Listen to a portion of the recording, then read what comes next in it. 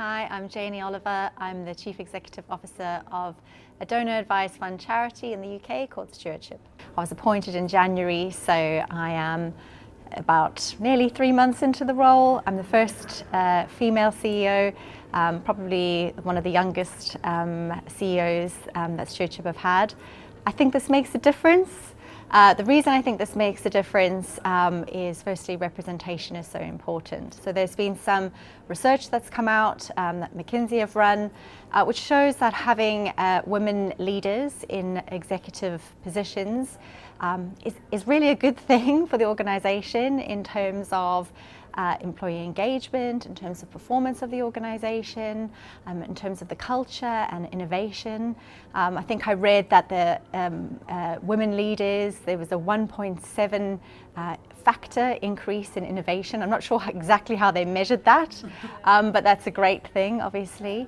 And I think as well, in terms of the sector, the number of women that work in the sector, in the UK, there's about, I think it's 67% women work in the voluntary sector, and that's contrasted with about 64% in the civil service and about 41% in the private sector. So just to give you a bit of context there, at Stewardship, 64% of our workforce are women.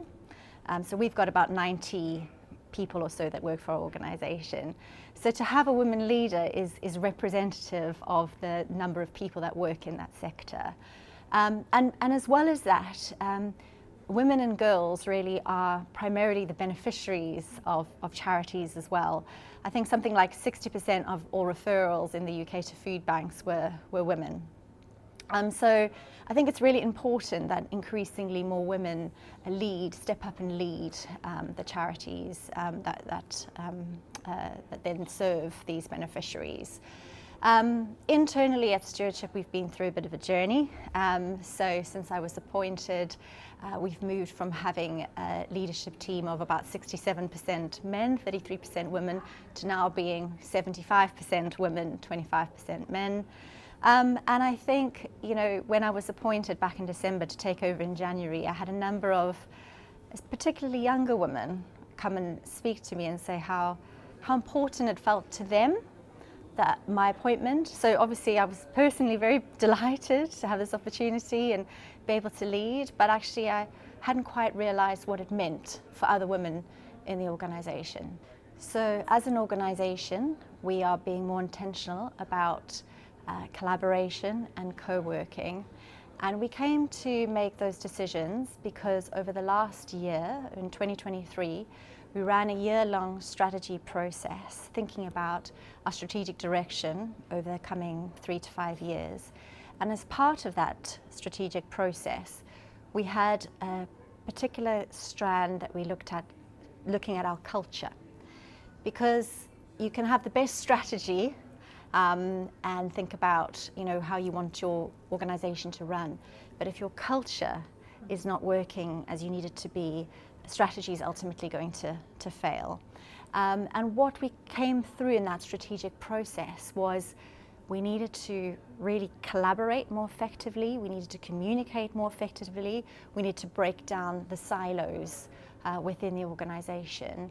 And so we've really thought very hard and carefully about how we reorganise our organisation, how we restructure our organisation so that we can more effectively collaborate and communicate so that we can deliver our mission as an organisation going forward. The crucial people that were needed to promote these changes really is everybody internally in the organisation.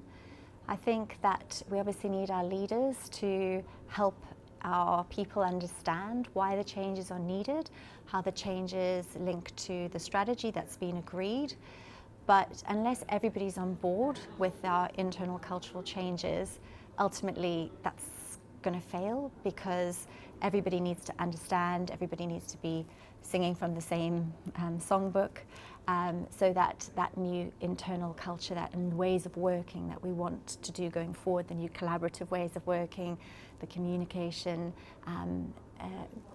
works going forward. When I think of team leadership, I think of servant leadership.